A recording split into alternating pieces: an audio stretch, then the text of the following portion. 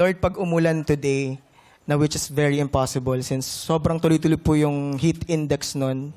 Parang Heat ilang index. Yes, parang ilang araw din kaming walang klase because of the heat index. Sabi ko, Lord, pag umulan ngayon, I'll say yes. Tapos po, sobrang bumugso po yung ulan po nun. Mula naman may kinakasal lang na ano, na kapre. Oo. Tikbalang. Oo, tikbalang. Nagkataon lang. Anong oras ba kinakasal ng tikbalang? Ala, grabe. Tanghali din. Iba-iba. Usually, ngayon kasi nag-a-adjust sila kasi may showtime ako hanggang 2:30. Kaya nag-uusap kami sa chat group, may showtime pa ako. Oh, mamaya I-delay na. nyo yan para Inurong makapunta ako. Kaya usually 4 o'clock. Baka 4. Tirik din Four yung araw. onwards. Tirik din yung araw. Ha? Tirik. Tirik. Oo, tirik din yung araw. Kailangan tirik yung araw kasi doon mo malalaman talaga. Pag tirik yung araw sa umulan, ay, may kinakasal na tikbalang. Anong oras umulan? Mga, ganun po. Ay, di yan yun. Tirik eh. Baka Alam mo, yun ang ano sa akin,